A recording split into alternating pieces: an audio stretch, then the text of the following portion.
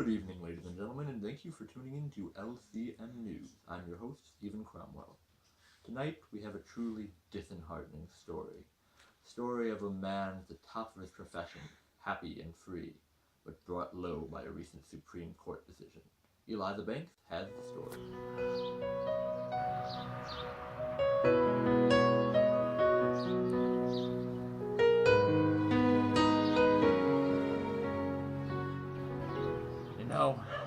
My life was hard when I was young.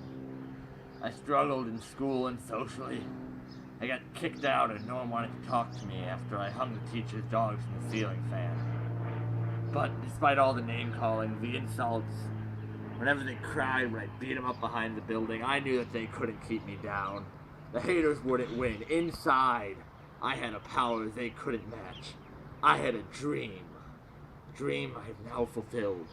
Be a master criminal.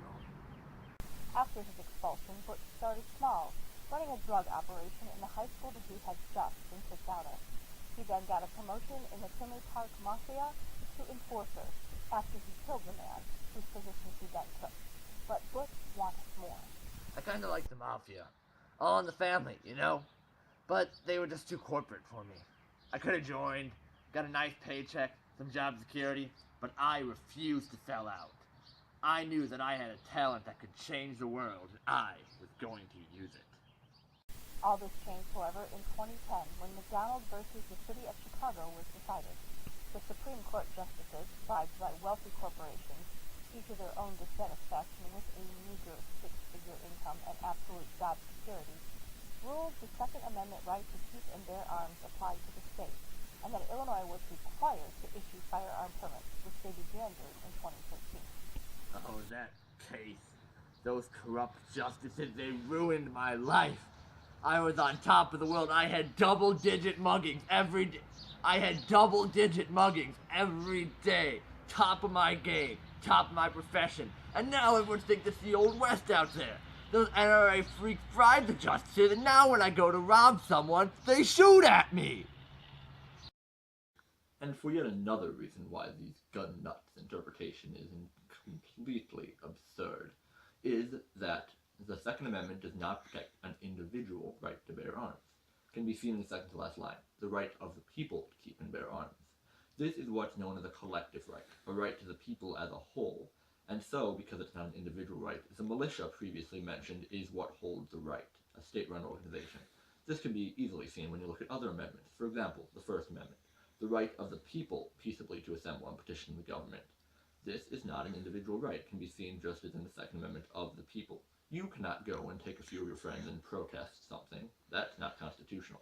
What is constitutional, that is a state-run organization that will protest for you and make petitions. The Fourth Amendment is the same. The right of the people to be secure in their persons, houses, papers, and effects. Once again, not an individual right. You don't have privacy, because the Second Amendment says of the people, it's a militia, a state organization. The Fourth Amendment says of the people. State-run organization, they have property rights. You don't. Sadly, this greedy push by gun manufacturers resulted in Butch losing his job, forcing him out onto the street. He managed to find a new job, moving from mugging to home invasion. But this attempt to change careers was met with an ugly outpouring of workplace hostility. You know, it's my new job. I tried so darn hard. Going every day. Smile on my face. All brushed and groomed. Looking spick and span. But the people in the workplace, they just look down on me. They discriminate against me because of who I am. That's no way to live. Just ain't right. You know, it ain't right! And here we have a video of that ugly discrimination that Butch faced when he came into work at his new job. Viewers be warned, this footage may be disturbing.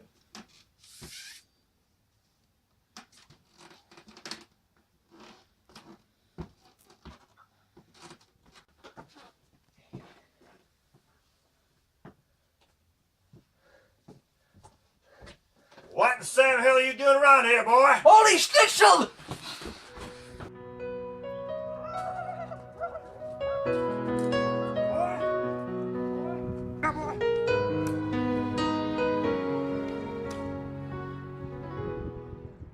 It is just sad. So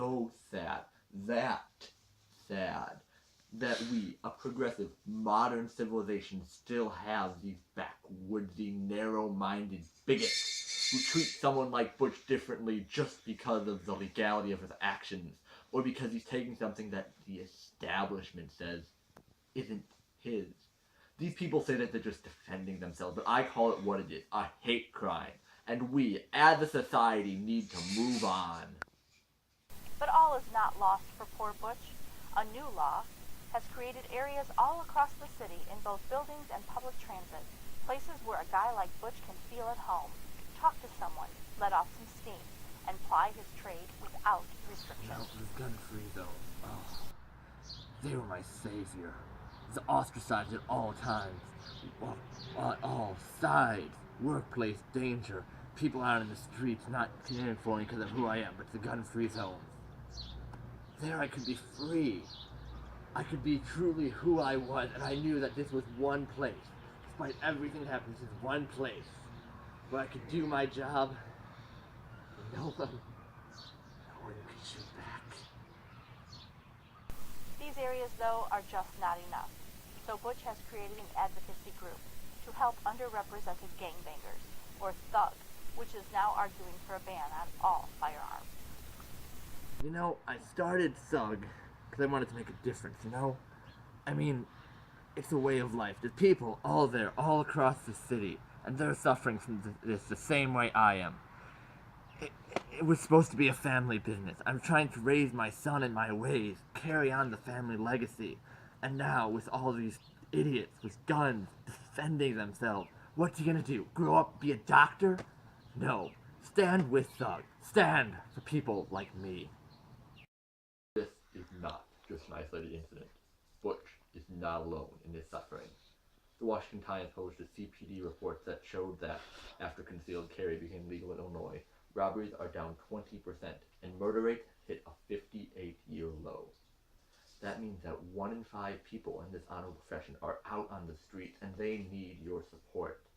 Please, if you can find it in your heart to help, call 1-800-111-THUG.